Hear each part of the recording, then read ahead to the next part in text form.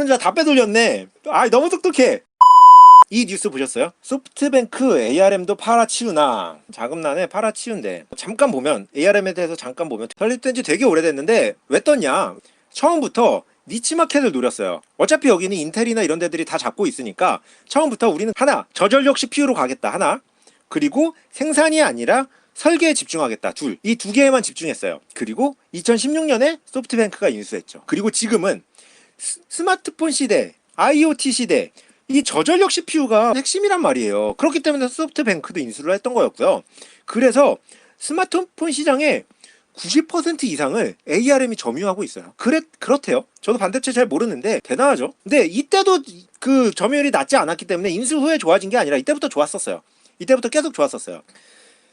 근데 이게 90%까지 나오다 보니까 이런 뉴스가 나올 정도예요. 최근에 화웨이 같은 회사들이 미국에 이제 그 제재를 받잖아요. 영국에서도 화웨이 제재하잖아요. 제재하면서 ARM이 영국 베이스의 회사거든요. ARM이 화웨이와 거래를 중단한다. 이것 때문에 화웨이가 떨고 있다라는 뉴스를 BBC에서 낼 정도로 이 화웨이나 삼성전자 모든 스마트폰 업체 90% 이상을 ARM이 설계한 저전력 CPU로 들어가고 있고요. 그렇기 때문에 ARM은 이 스마트폰 시장의 강자다 라고 생각하시면 될 것 같아요. 이거를 이제 우리 소프트뱅크는 36조에 인수했죠. 36조에 2016년도에 인수했어요. 그리고 이제 이 ARM을 팔아치우냐 뭐 이런 얘기가 나왔죠. 여기서 이제 제가 예전에 쿠팡 영상 때 한번 말씀을 드렸는데 이때 제가 그냥 귀찮아서 조금만 말씀을 드리긴 했는데 요거에 대해서 아주 살짝만 조금 더 말씀을 드려보자면 그때 말씀드렸던 내용 중에서 이 930억 중에서 400억이 채권이었잖아요. 그렇죠. 400억이 채권이었고 그러면은 530억이 남잖아. 여기에 더 있어요. 뭐가 있냐? 요 530억 중에서 280억이 소뱅 거거든요. 소뱅이 50%가 넘어요. 주식 중에서 50%가 넘는데 이 280억 달러 중에서 80억 달러를요 ARM 지분의 25%를 이쪽에 그냥 증자를 했어요. 그러니까 그냥 주식을 비전 펀드에 넘긴 거야. 그러니까 280억 달러를 돈으로 낸 게 아니고요. 그 중에서 80억 달러는 현찰을 안 내고 ARM 주식 100%를 갖고 있는데 그 중에 4분의 1을 넘긴 거예요. 80억 달러 정도가 되거든요. 그냥 실제로 산 가격의 4분의 1이 80억 달러에 그냥 넘겼어요. 그리고 소프트뱅크는 나머지 200억 달러 중에서도 또 80억 달러를 소프트뱅크가 직원한테 돈을 빌려주고요. 이 직원이 출자하는 형태로 80억 달러를 냈어요. 어렵다. 어려워. 소프트뱅크가 직접 80억 달러를 안 내고 직원에게 80억 달러를 빌려줬고 그 직원들이 여러 직원들이 있겠죠. 여러 직원 펀드에 출자를 하는 걸로 또 80억 달러를 냈어. 그러니까 소프트뱅크는 리스크가 없는 거야. 그리고 소프트뱅크는 120억만 냈어요. 그러니까 실제로 소프트뱅크는 비전 펀드에 120억의 현찰만 냈어요. 80억 달러는 직원한테 빌려줘서 직원이 냈고요. 리스크는 직원이 다 지고 있고요.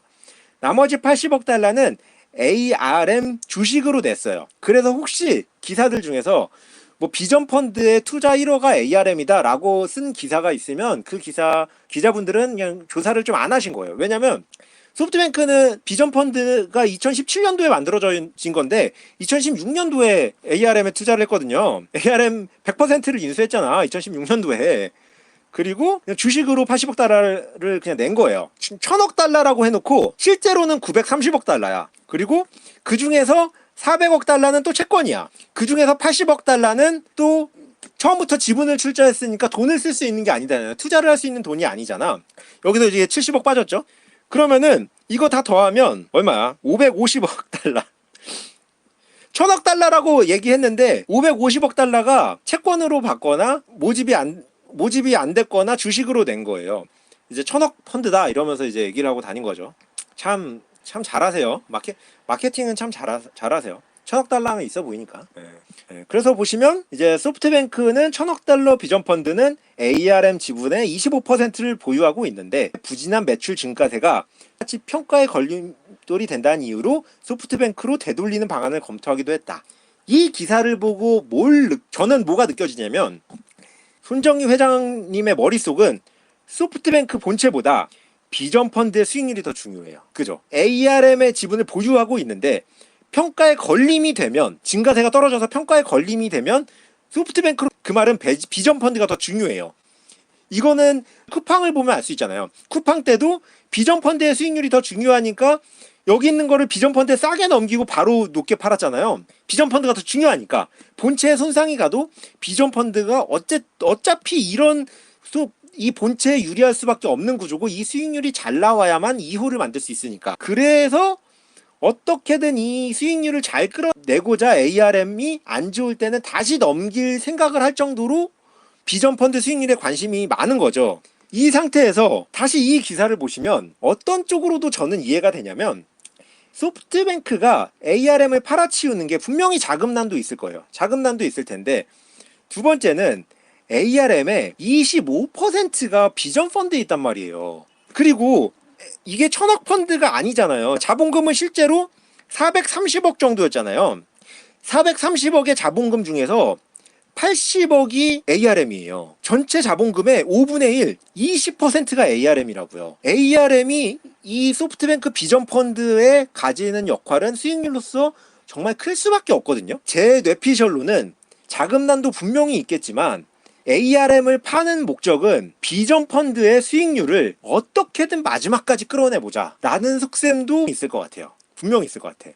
근데 이렇게 필사적인데, 제가 소프트뱅크 올리면서 얘기했는데 주가를 보신 분들은 혹시 없으시겠죠? 주가는 지금 사상 최고치는 아니에요. 예. 근데 최고치를 달성하고 있어요.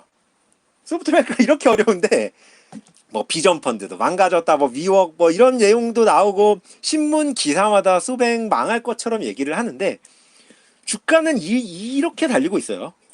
왜냐면 우리 손영님은, 제가 손영님에 대해서 항상 평가할 때 진짜 엄청난 사업가예요. 하지만 좋은 투자자는 저는 아닐 수 있다고 생각하거든요.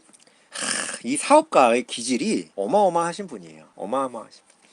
ARM에서만 볼게요. ARM에서만 보면 2016년 7월에 샀잖아요. 2018년에 중국 사업 지분을 중국 정부에 넘겼어요. 51%를. 많이는 아니지만 일부를 중국 정부에 넘기면서 바로 메이크업을 해왔어요. 그래서 이런 기사들이 나오는 거죠. ARM의 차이나는 중국 정부가 갖고 있으니까 중국에서 막 이런 기사가 나오는 거잖아요. 이걸 보면은 제가 아까 말씀을 드렸던 이런 기사들이 얼마나 의미가 없는지 알 수 있겠죠. ARM이 화웨이와 거래 중단을 해도 ARM의 차이나는 51%가 중국 정부 거예요. 화웨이는 안전합니다.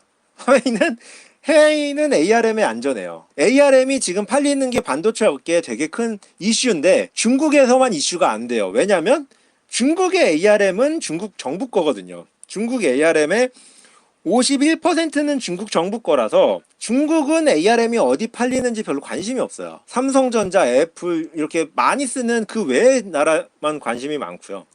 사자마자 이 중국의 일부를 팔면서 일부 금액을 메이크업했죠. 그리고 또 하나, ARM의 IoT 사업을 소프트뱅크 코어 아래로 이전했대요. 이게 무슨 말이냐면 소프트뱅크 회사가 있죠.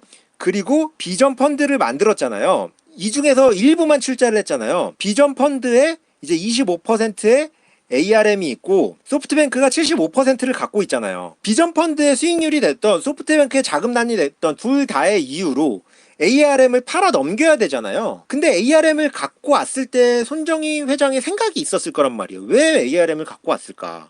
왜 ARM을 갖고 왔을까를 여기에서 살짝 보면 이번 투자의 목적은 IoT가 가져올 매우 중요한 기회를 잡는 데 있다라고 회견을 통해서 밝혔어요. 무슨 말이냐면 이때 인수할 당시도 스마트폰의 점유율, ARM의 점유율은 이미 높았어요.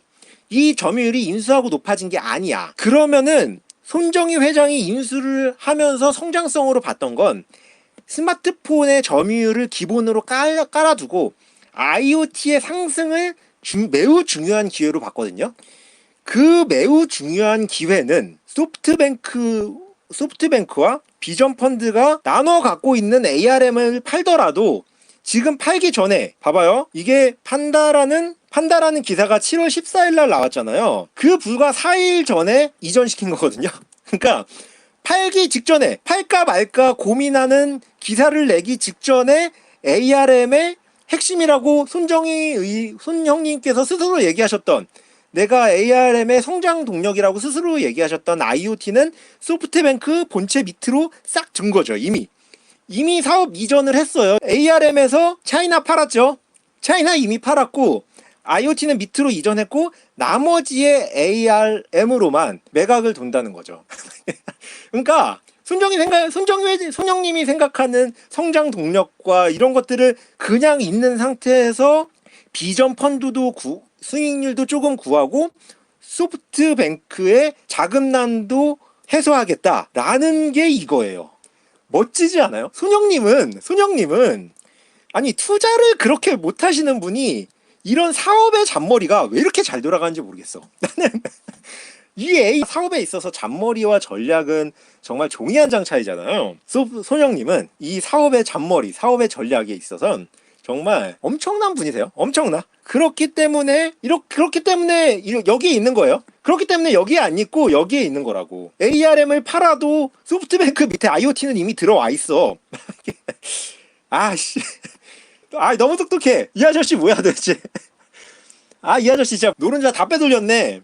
근데 노른자를 빼돌렸어도 비노른자가 스마트폰 90% 이상의 점유율이라서, 중국을 제외하고, 아까 중국은 전혀 상관없죠. 중국을 제외하고 나머지 사람들이 긴장을 하지 않을 수 없는 상태예요.